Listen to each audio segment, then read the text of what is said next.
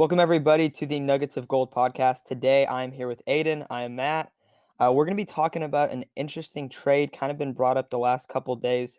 Stephon Gilmore for Jimmy Garoppolo, maybe a couple picks in compensation. But while I think it's kind of insane to think like, oh, Jimmy Garoppolo, a guy that really struggled last year, being traded for the 2019 Defensive Player of the Year, when you start to dive into it a little bit deeper, it does make a little bit of sense. First off, the Patriots have reportedly had Jimmy Garoppolo as their plan A. Don't know if that's true. Now, this whole kind of hypothetical trade is based on that being true, so that's a big if. But if that is true, the Niners have a need at corner to go along with that. Doesn't really seem like they want Jimmy around. Another thing is the Patriots have a lot of money they can pay Jimmy's contract. The Niners want a little bit more flexibility under the lower salary cap, which actually might be going up to about 190 million, which could help a lot of teams out. But you start looking at it and you go, okay, there's a need for both teams here. Stephon Gilmore apparently wants out. He's on his final year of his contract, and he tore his quad last year, right at the end of the season? I think it was a torn I'm quad. not sure. But he had some type of torn muscle, and he's like supposed to be back sometime in training camp. So it might take a little bit to like figure this one out, but I think that there's definitely some smoke to it. I'm all for Stephon Gilmore coming to San Francisco, especially because right now the 49ers have no corners on the roster.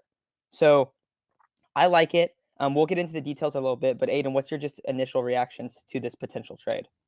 I think it would be huge. Like you said, getting a former did he win Defensive Player of the Year?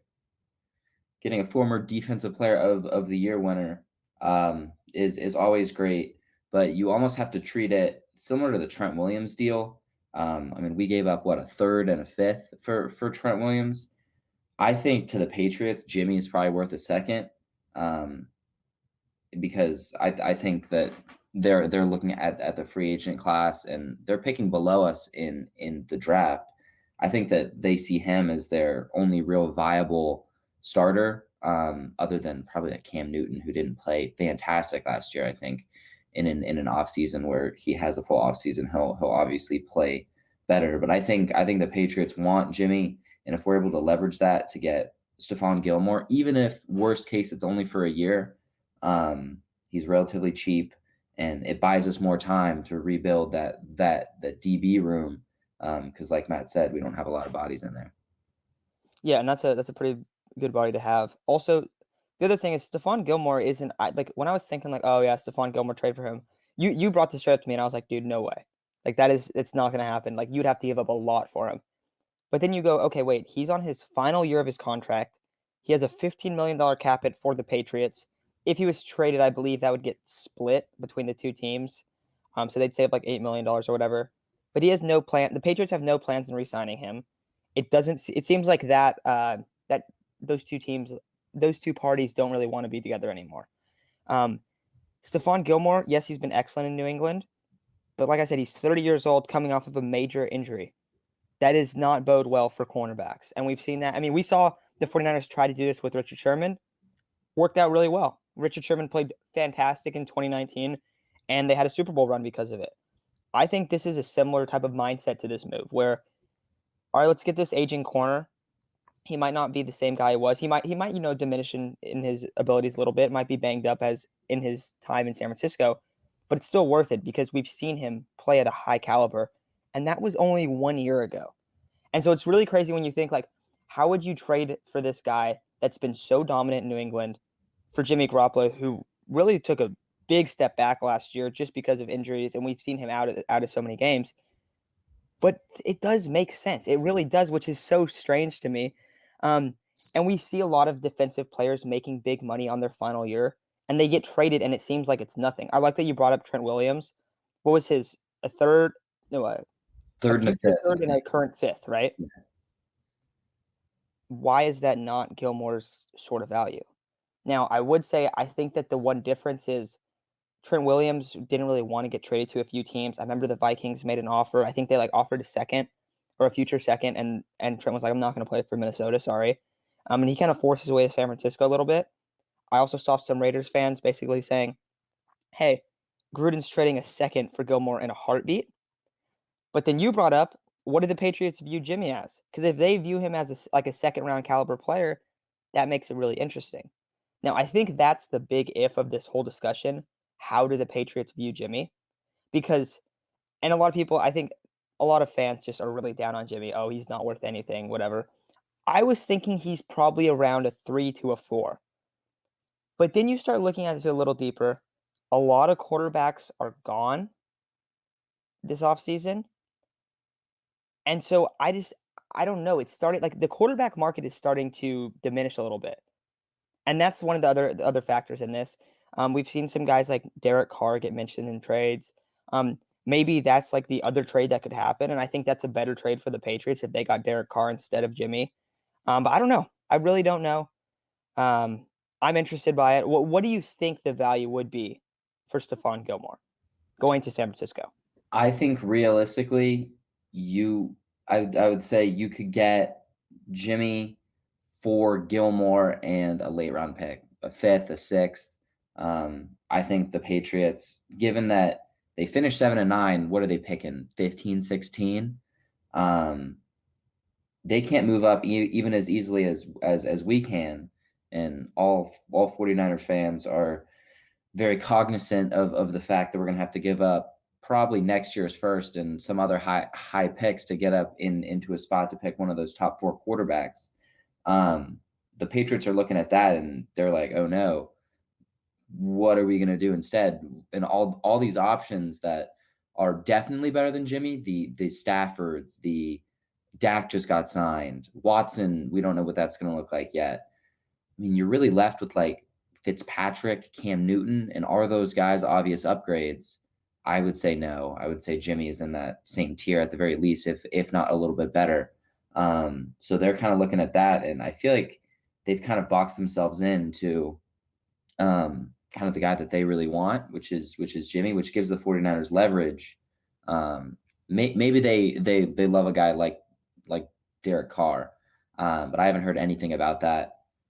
Again, I'm not super plugged into Raiders news, but I think if you can take advantage of the fact that a team really wants a guy who I think all Niner fans don't view super duper highly.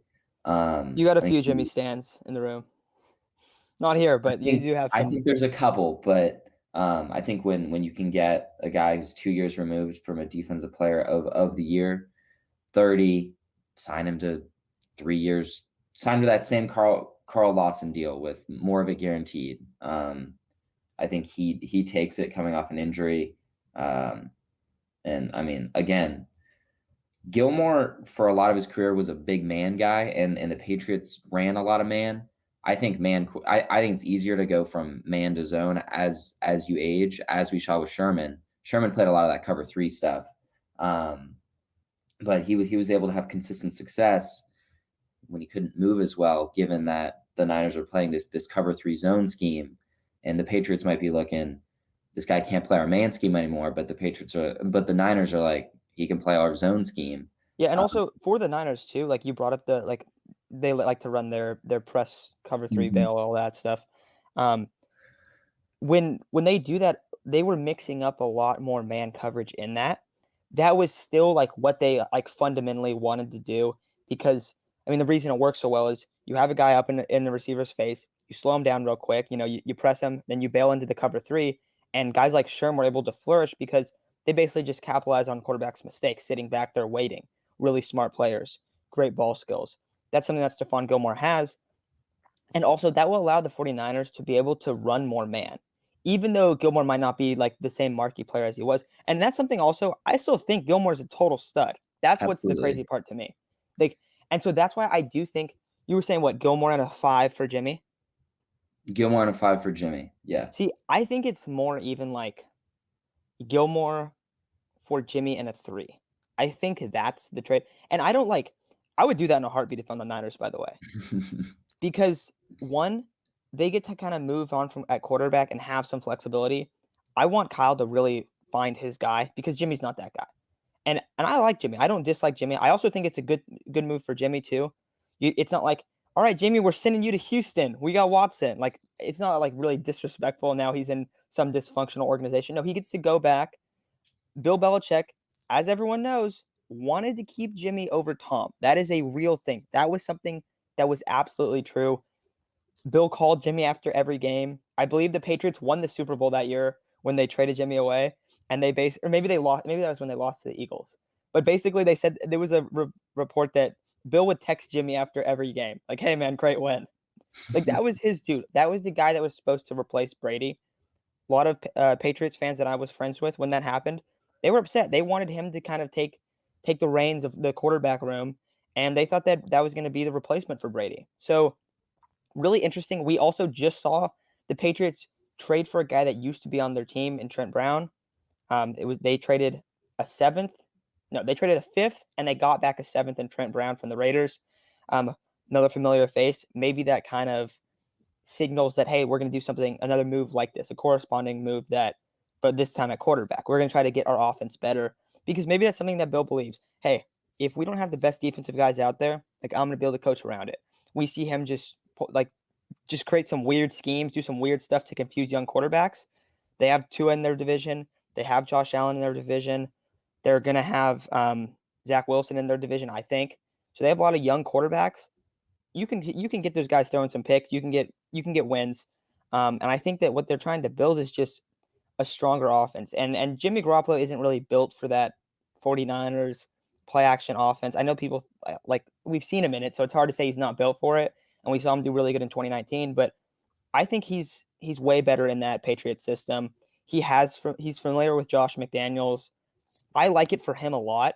I think the Patriots should make the playoffs if they have Jimmy Garoppolo. And of course that is if he's healthy. But I like it. I'm a big fan of it. I would absolutely do Gilmore for Jimmy in a 3. And I know that's a different value. I think that's Mhm. the part that's tough because there's a chance that Gilmore isn't even back like until preseason or until early on in the year. And that's something that you have to kind of monitor with that as well. But while he's on the New England Patriots, you're coming off of a massive knee injury at 31. That's not ideal. That is not ideal at all. So I like the idea. I think it's something that definitely could happen. Um, Now, I think people are probably gonna be like, "Yo, you are way underestimating the value of Stephon Gilmore." Let's look back at some corners that are 31 coming off major injuries and look at where their careers have kind of gone. It hasn't been that pretty. It's worth the risk for the Niners. They take on like $7 to $8 million in the cap. They lose a giant cap. They gain a whole bunch of cap room from losing Jimmy Garoppolo from trading him away. But I like it, man. I'm a big fan. I like that you brought this up to me the other day because I thought it was kind of like, all right, this is ridiculous. And you're like, wait up. He's 31. He was a defensive player in 2019, but he's coming off of major injury, and they have no intentions of re-signing him. He's on that last year. That's when you get guys on the low, and that's what I think the 49ers need to do soon. Hopefully, I think if this deal happens, I think it's this week or next week. Yeah, and I think that we talked really quickly before the pod. There's these Darnold rumors flying around right now. Make it a 3-team deal potentially. I know we kind of jokingly threw out Niners get Darnold um, and And Gilmore. Gilmore.